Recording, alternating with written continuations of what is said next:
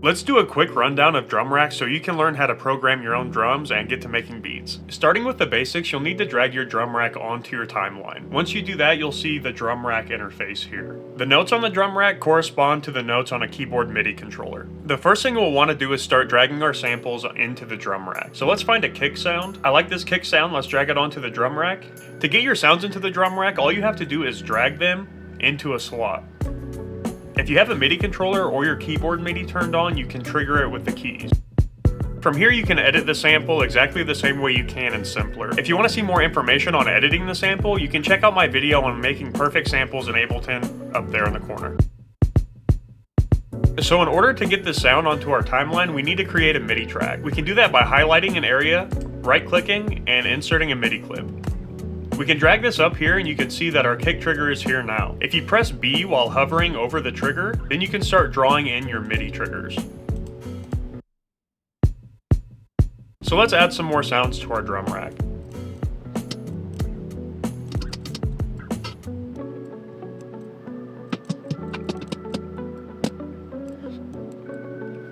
Okay, so now we have our kicks, hi-hats, and snare. So now we can make a simple drum beat. We'll put the kick on the 1 and the 3, the snare on the 2 and the 4, and we'll just do a hi-hat 1 to follow the kick drum, and we'll do the hi-hat 2 on the off beats in between the kick and the snare. You can highlight this area and press Ctrl D to duplicate. Let's see what this sounds like.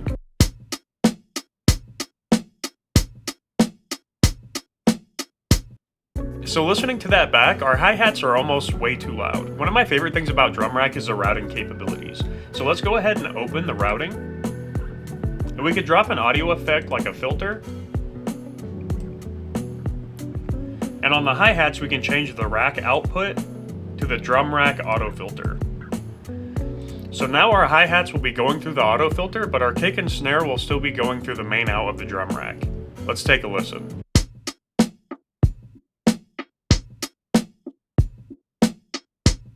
So with the hi-hats here, we can put a high-pass filter to get rid of some of the bottom end, and we can turn down the master volume a little bit. Let's take that down about 6 decibels.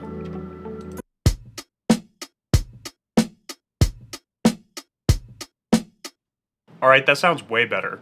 We can spice up this drum beat by making it more rhythmically complex, and we can also humanize it a little bit. Let's go over making it a little more complex. Don't be afraid to move things around. One of my favorite things to do is put a kick on the offbeat. Let's see what this sounds like.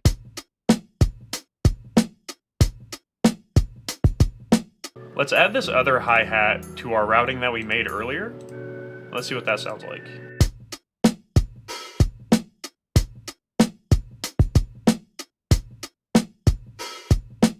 Another important feature is the choke ability.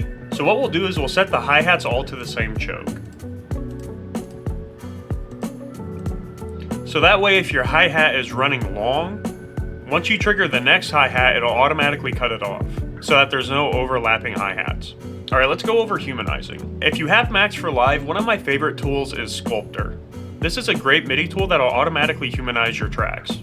If you'd like to see a tutorial just on Sculptor, leave a comment below. I'll adjust the parameters slightly here. I'll take everything except for the very first beat, and I'm just going to move it around a little bit. I don't want to do too much, but I want to add a little bit of groove to it.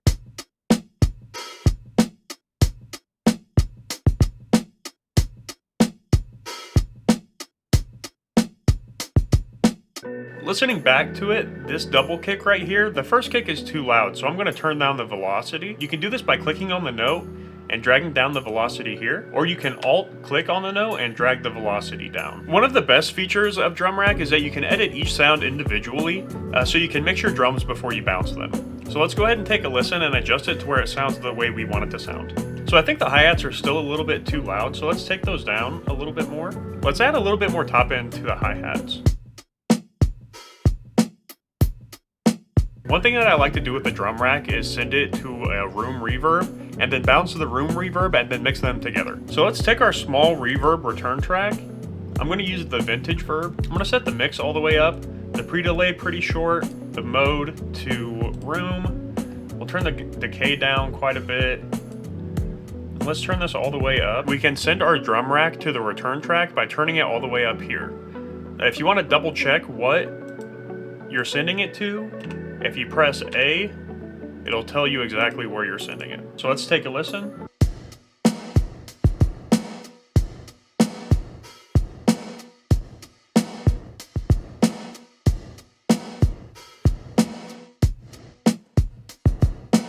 Alright, I like the way that sounds. We can bounce the reverb by pressing Ctrl T to add an audio track. We can change the end to the small reverb, press record, and then we can record that sound. Okay, so now we can take away the send from the drum rack, and we can also bounce our drum rack. So what we'll do is we'll click on the drum rack, right click, freeze track, and then flatten. So this will turn our MIDI track into an audio track. And now we can adjust our room reverb into the drum rack by turning it up or down here.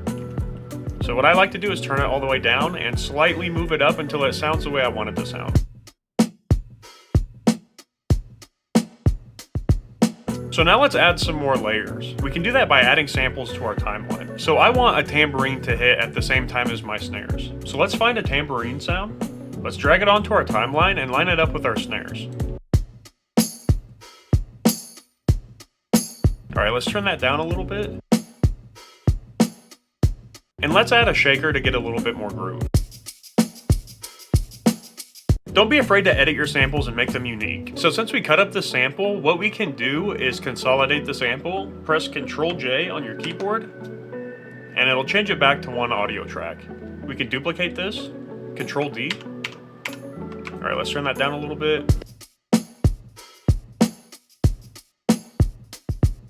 Now let's add some saturation and compression to our drums.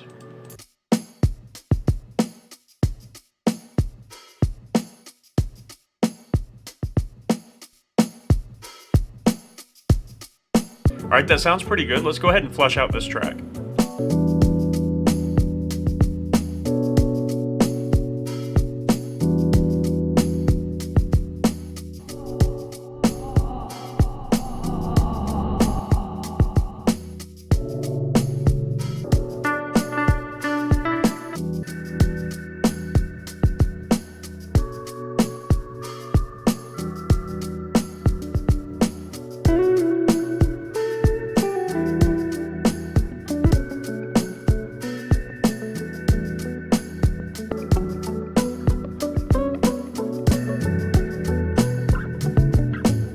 Alright, let's take a listen to the finished beat.